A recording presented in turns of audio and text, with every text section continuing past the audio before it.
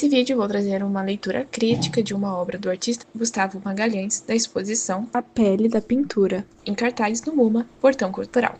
Tinha diversas obras presentes no local, mas a que mais me chamou a atenção foi a obra que se retratava sobre um tronco de um corpo masculino, com uma certa fenda ou ferida vermelha aberta na lateral.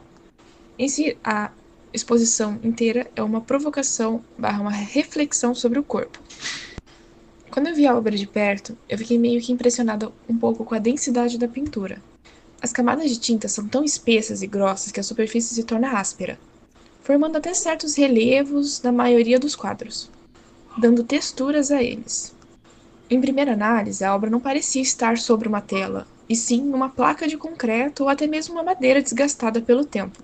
Materiais que o próprio artista já disse que utilizava encontrando nas ruas, em uma de suas idas na aula de pintura. Mas eu acabei só percebendo que era uma tela de fato por causa de pequenos fiapinhos que estavam sobre as bordas da quadro.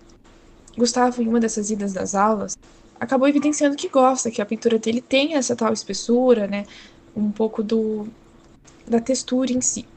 E mesmo não sendo esses materiais que ele recolhe nas ruas, ele ainda traz desse seu gosto dos relevos com a tinta. Em uma das leituras sobre Kandinsky, em sua teoria das cores e formas gráficas, ele descreve que cada cor carrega uma tensão afetiva.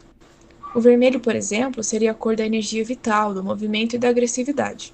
Aqui, a certa mancha, ferida, fenda vermelha, que rasga o tronco, quase se projeta para fora da obra, é a cor que rompe, que sangra.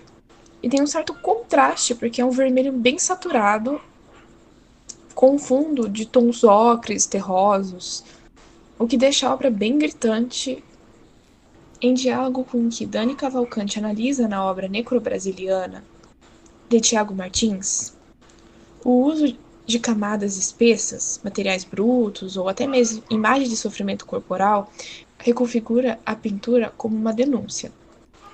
As obras não são apenas imagens, são evidências materiais do trauma social. Também pode ser vista como um símbolo de dor urbana ou da própria linguagem da pintura sendo destruída. Pode obter diversas interpretações na obra.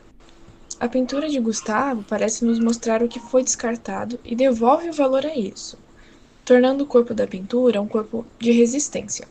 Como eu já disse antes, a ferida aberta no tronco pode ser lida de muitas formas. Pode ser representada como uma violência simbólica do corpo sem voz. Ou aqui eu acho que seja, que é a própria superfície da pintura sendo ferida, como se a tela fosse a carne mesmo. Já que o título da exposição, que é A Pele da Pintura, sugere que a superfície da tela é como pele humana, sensível, ferível, carregada de história. Alberto Manguel escreve que, ao ler imagens, não lemos apenas o que está visível, mas também o que foi apagado. Não vou mentir que quando eu me deparei com as obras e percebi que na verdade era uma tela, fiquei curiosa de como ele conseguiu rasgar e ainda ter o fundo. Então eu fiquei observando o vídeo dele fazendo a pintura e por coincidência era a obra que eu tinha escolhido. Ao me deparar também com as outras obras que eram muito parecidas com a que eu escolhi, fiquei pensando o que o Gustavo queria dizer sobre tudo isso junto, como ao colocar o corpo como objeto e suporte da pintura. Não sei se essa era a reflexão que o Gustavo queria passar, mas, na minha interpretação, eu saí me perguntando o que é o corpo e o que é a ferida.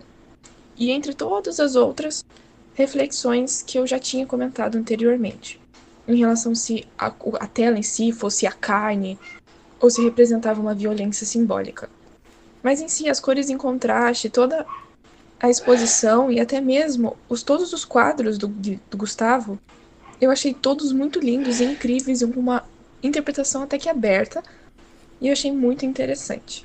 Onde fez eu lembrar um pouco dos textos lidos em aula, sobre as formas, as cores, e todos os elementos que estão presentes nas pinturas do Gustavo.